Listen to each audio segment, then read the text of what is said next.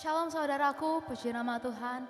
Mari sama-sama kita siapkan hati kita akan memulai saat teduh kita pada hari ini. Bapa, sungguh kami mengucap syukur kalau kami boleh ada sampai hari ini. Itu semua sungguh karena anugerah-Mu, sungguh karena kebaikan-Mu ya Tuhan. Bertahtalah Tuhan atas pujian penyembahan kami, supaya nama-Mu semakin dipermuliakan ya Tuhan. Terpujilah nama-Mu Tuhan. Terima kasih Tuhan, di dalam nama Tuhan Yesus. Haleluya. Amin.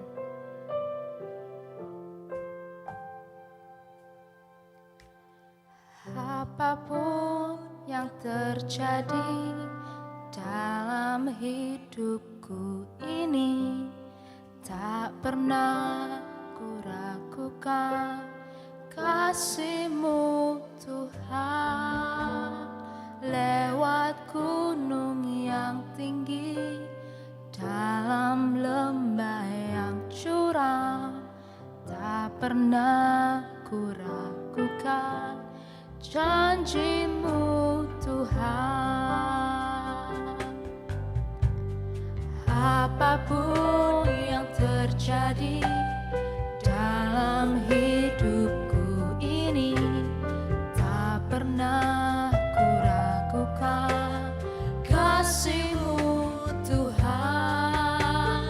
Lewat gunung yang tinggi, dalam lembah curam, tak pernah ku ragukan janji-Mu Tuhan.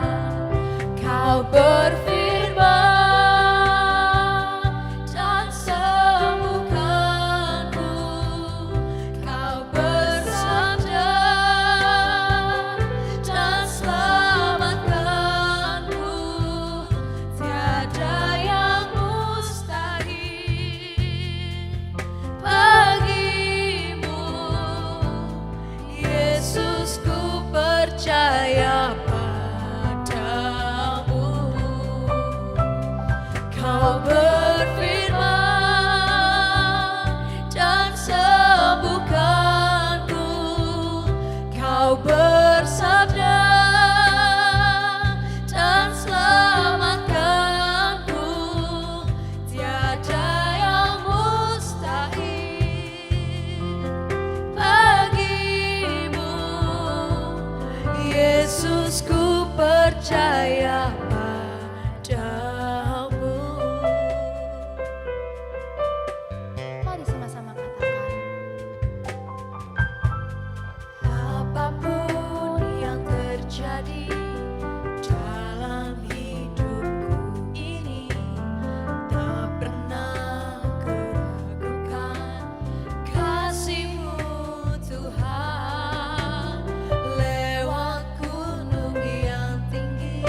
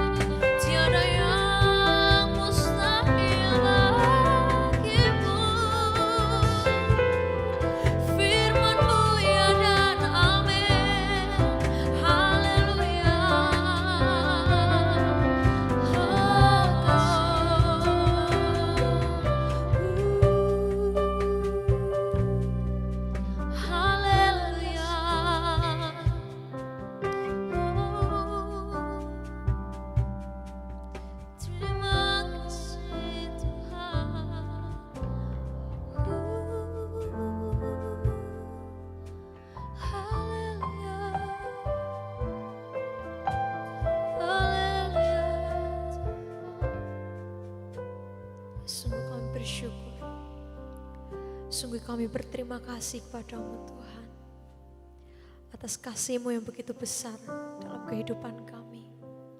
Kau selamatkan jiwa kami, Kau gantikan, Kau tebus kami Tuhan. Pengorbanan-Mu yang begitu besar Tuhan, dengan apa kami membalas selain dengan kami menyenangkan hati-Mu Bapa. Biarlah mulai detik ini kami ambil komitmen Tuhan. Setiap langkah kami, setiap keputusan kami Tuhan, hanyalah untuk menyenangkan-Mu. Terima kasih Yesus.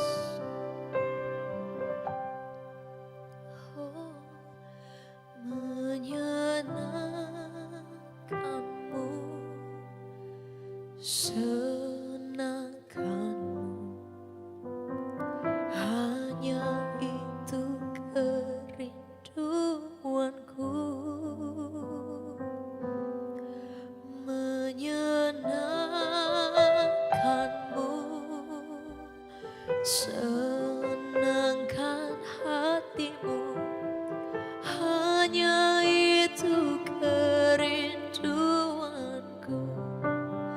Menyenangkanmu,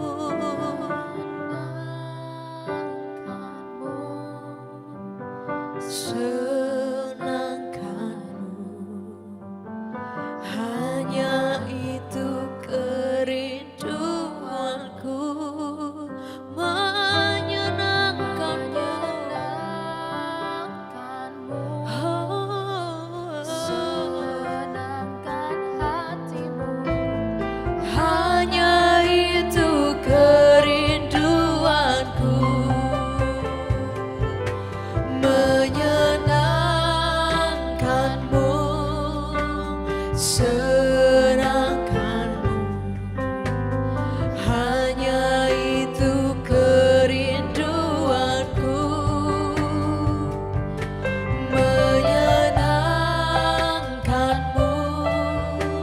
Senangkan hatimu, hanya itu kerinduanku.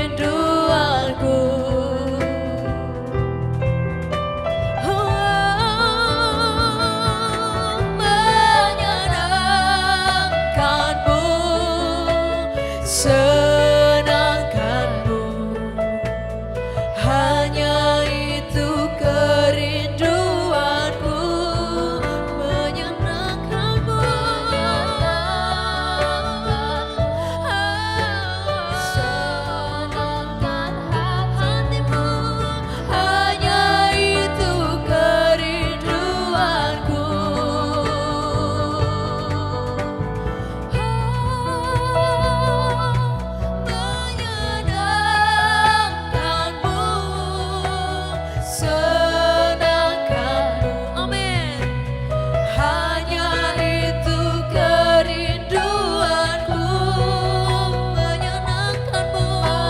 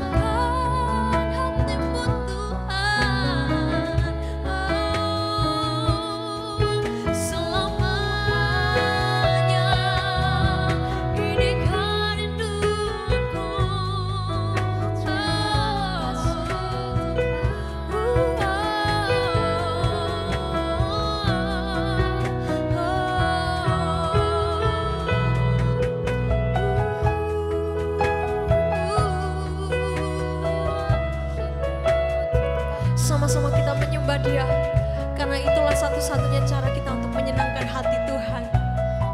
Mari angkat hatimu. Kami bersyukur.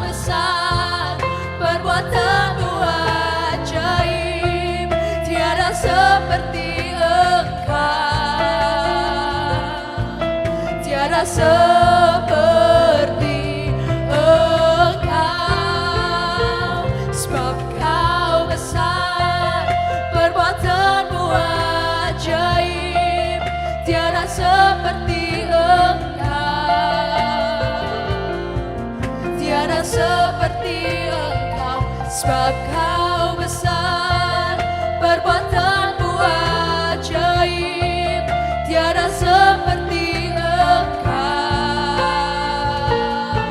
tiada seperti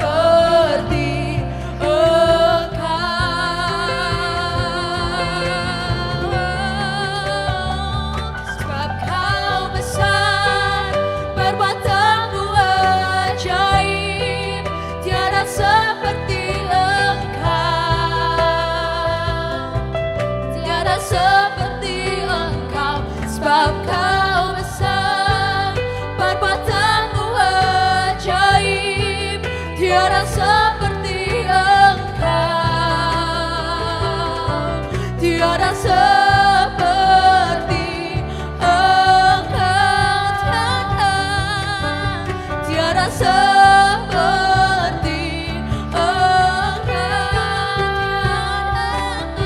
tiada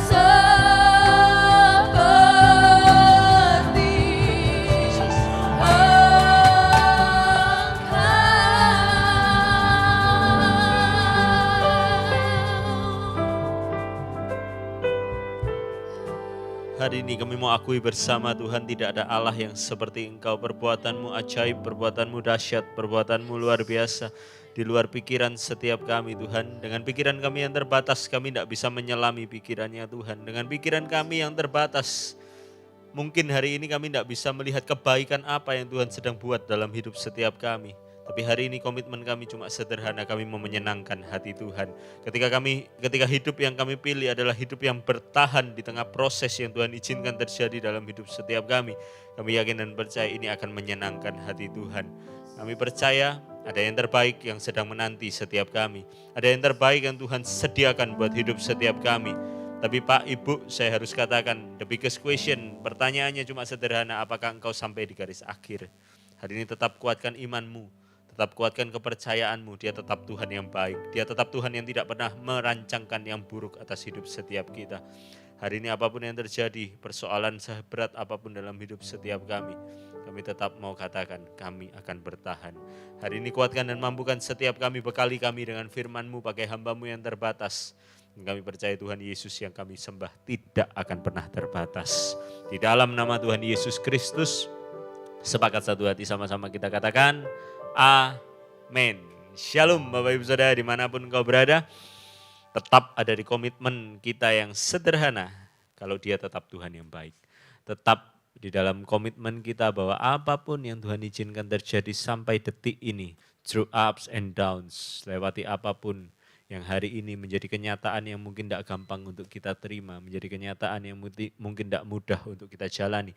Tapi izinkan saya sebagai hamba Allah cuma mengingatkan kepada Bapak Ibu Saudara, dia tetap Tuhan yang baik. Dia tidak mungkin rancangkan yang buruk buat hidup setiap kita. Sama-sama buka Alkitab kita, Mazmur 111 ayat yang ke-10. Mazmur 111 ayatnya yang ke-10. Hari ini satu hal yang menggelitik dalam hati saya yang saya coba mau sampaikan kepada Bapak Ibu Saudara, yaitu tentang hikmat Tuhan. Karena saya dapati hari ini Bapak Ibu Saudara lewati hal-hal yang terjadi dalam hidup saya, lewati pelayanan saya di mana saya bertemu dengan banyak orang cerita, banyak orang kesaksian, saya melihat bahwa tangan Tuhan hari ini bekerja dalam hidup setiap kita. Saya melihat banyak orang yang hari ini setiap pergumulan doanya di gereja, di tempat kami melayani, banyak orang yang mulai mengalami perjumpaannya dengan Tuhan dan Tuhan mulai jawab setiap doanya. Saya yakin dan percaya ketika Tuhan jawab setiap doa kita, itu karena dia merasa bahwa, dia menganggap bahwa kita sudah waktunya dan kita sudah mampu untuk menerima berkat yang dia sediakan dalam hidup setiap kita. Satu hal yang hari ini harus kita tahu Bapak Ibu Saudara, ketika saya menjalani hidup ini dan bertemu dengan banyak orang.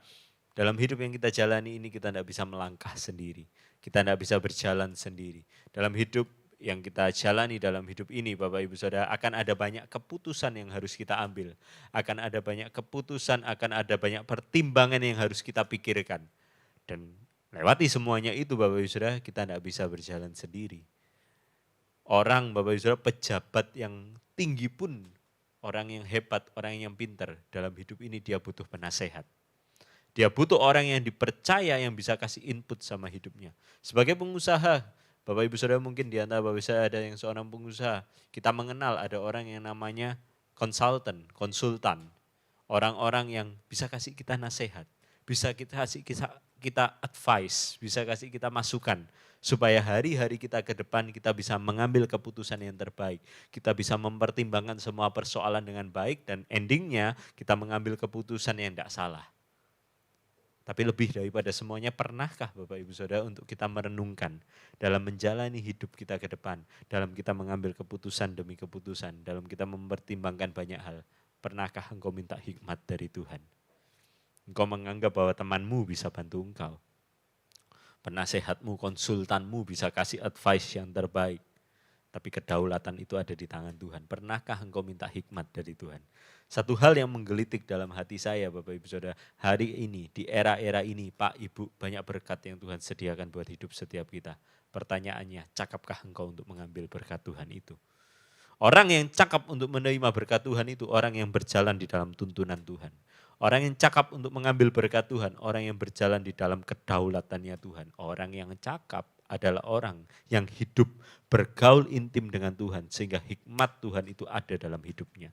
Hikmat Tuhan itu ada dalam pikirannya. Sama-sama buka Alkitab kita, Mazmur 111 ayat yang ke-10, mengajarkan buat setiap kita tentang hikmat. Permulaan hikmat adalah takut akan Tuhan.